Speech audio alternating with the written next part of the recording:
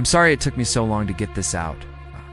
I've been working on it for about a month now, and I've been editing and re-recording. And the fact is, I have no idea how to even begin to tell this story. I don't know where to start or where to go with it or how to really explain any of it. There are things I just can't put into words.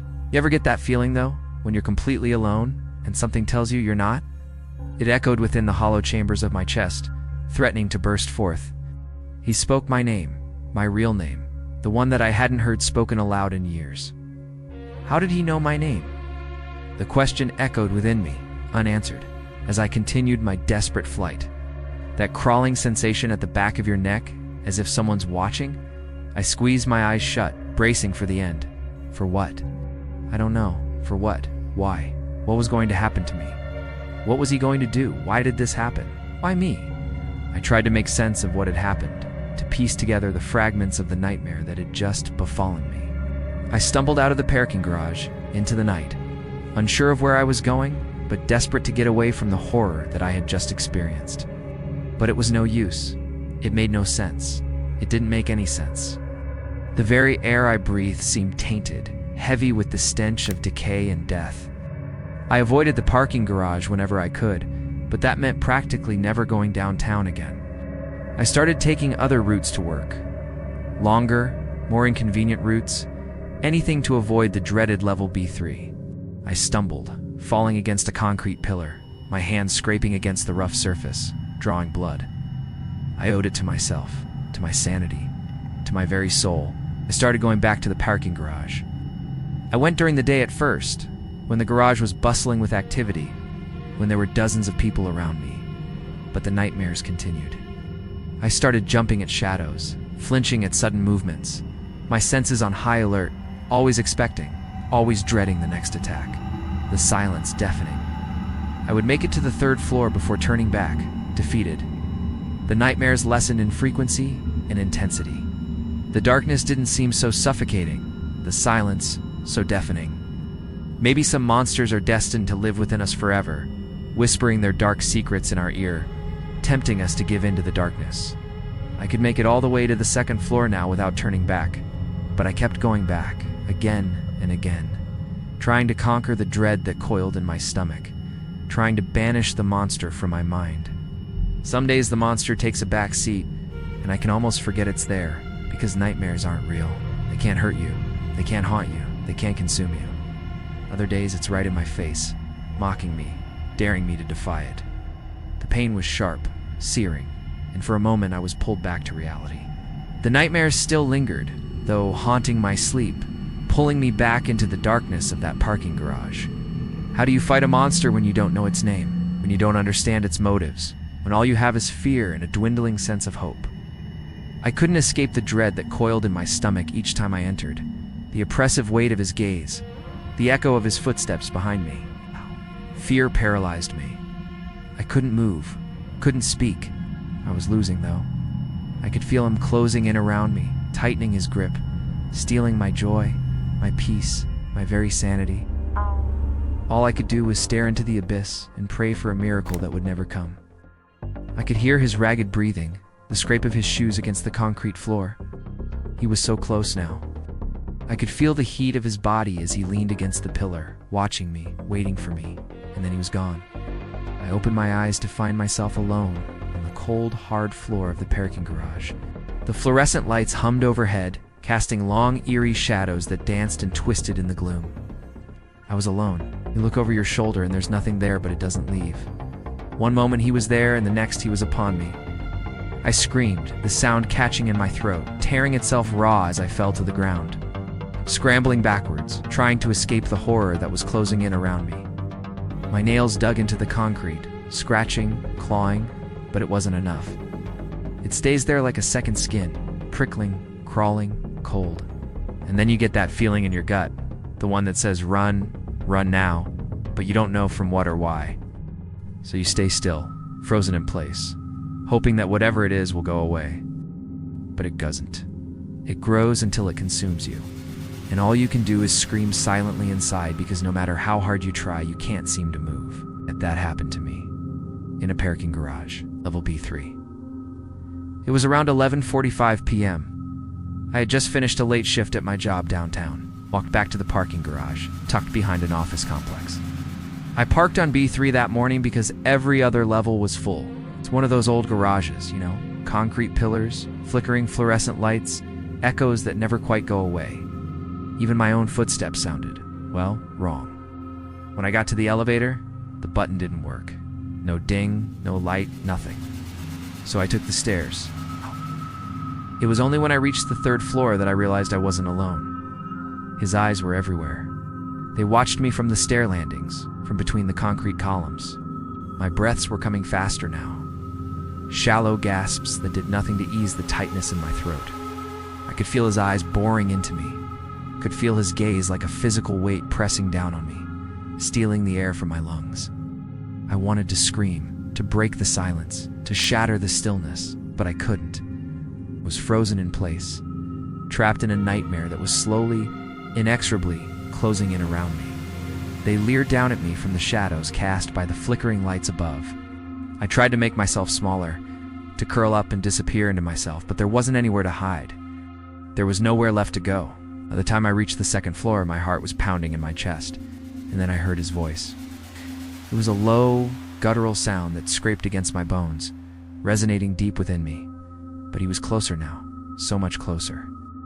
I could feel his presence like a suffocating shroud enveloping me, stealing my breath, clouding my vision. And then he moved. It was so fast, so fluid that I could barely comprehend it. He loomed over me, his face inches from mine, and I could see the darkness within his eyes, the abyss staring back at me, devoid of light, devoid of hope.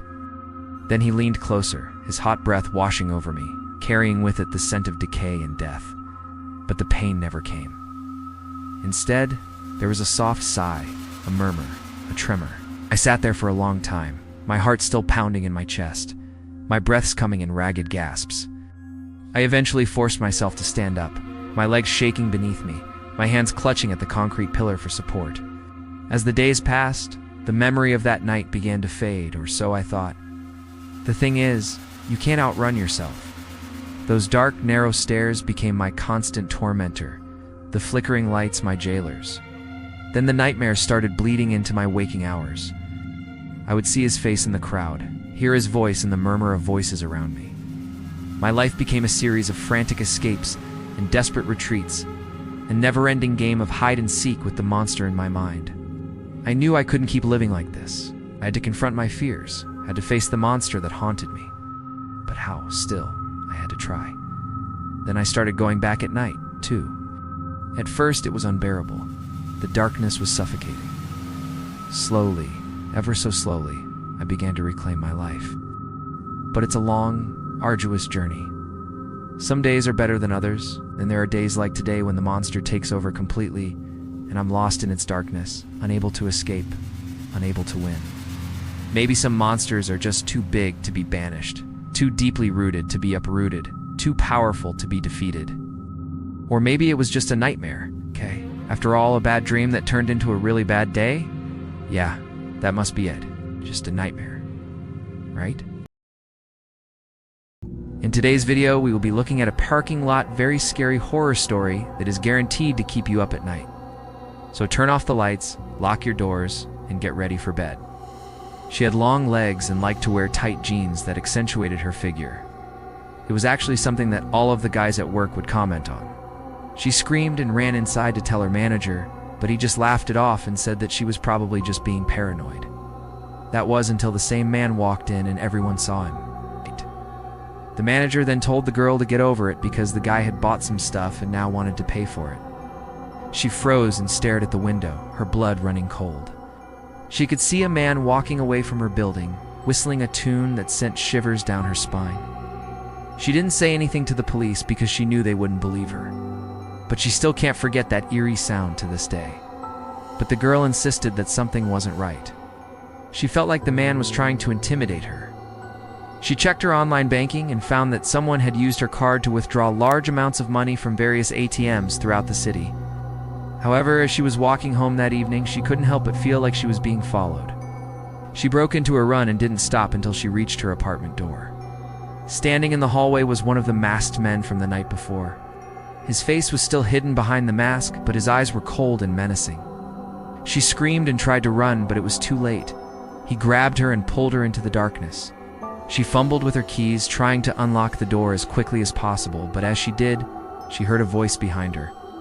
It was a low, raspy voice that sent chills down her spine. She quickened her pace and tried to shake off the feeling, but it only intensified. She turned around, but there was no one behind her. She immediately called the police and told them about it. They took a report, but they didn't seem very interested in finding the thieves. She was frustrated, but she knew that she couldn't do anything about it. On an average Tuesday evening, a woman was driving home from work. She opened the door. She could see two figures standing in the hallway. Her neighbor said that they had seen two men matching their description loitering around the neighborhood earlier that day. But they had unreported it to the police because they assumed that they were just teenagers causing trouble. The woman was upset, but she knew that there was nothing she could do about it. And so she simply called her credit card company to cancel her cards and went to sleep. They both had their faces covered with masks and were wearing dark hooded jackets. She was shocked and scared and began to scream for help. The two masked men ran away, presumably stealing whatever they could from her apartment.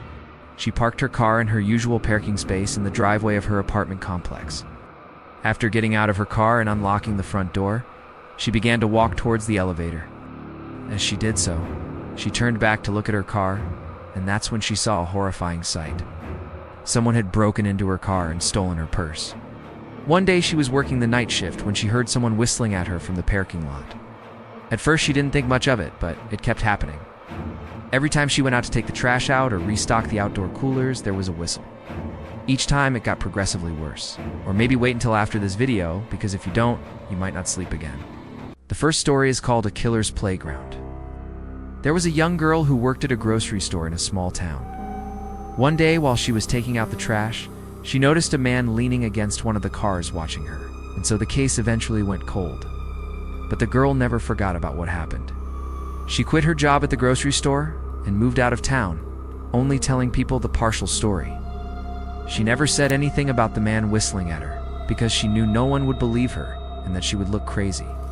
She did, however, move to another state where she lived a happy life and started a new job.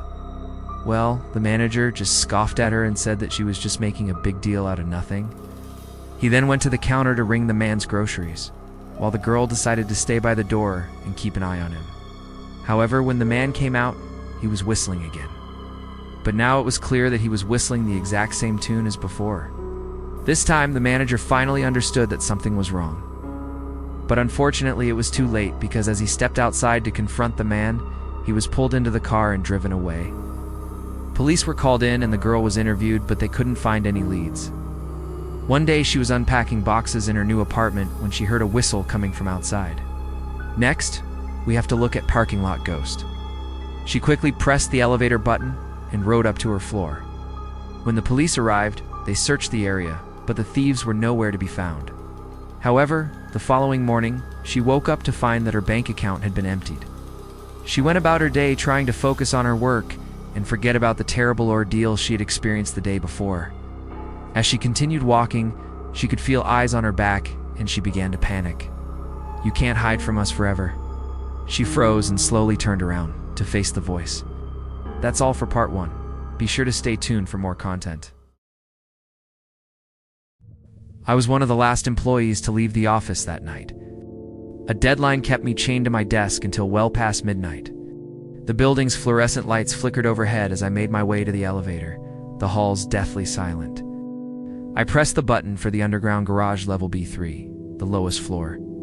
That level was always damp, dimly lit, and reeked faintly of mold, but it was the only spot with open spaces when I arrived late. The elevator groaned as it descended, the overhead lights flickering once, then twice.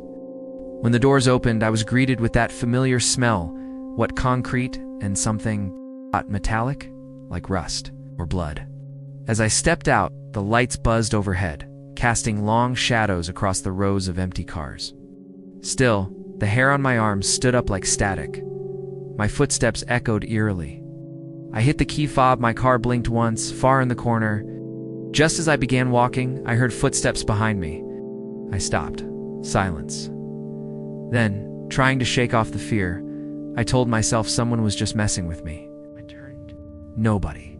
I kept walking a little faster. The footsteps started again matching my pace. I spun around, but the lot was empty.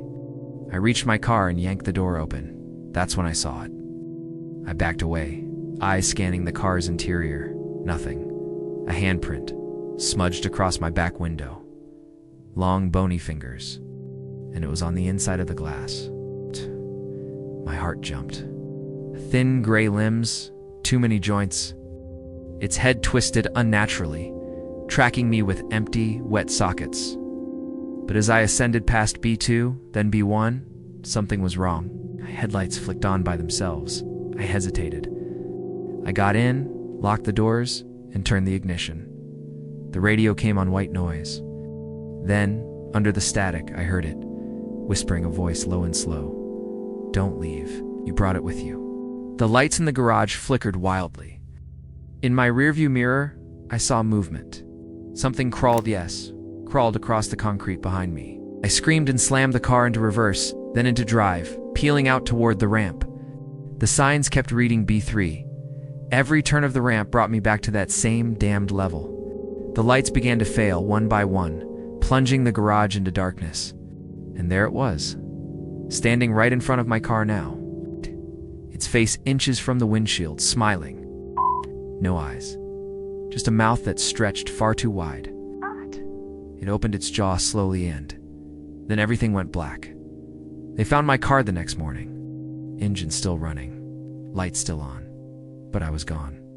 All that was left was a handprint on the inside of the glass.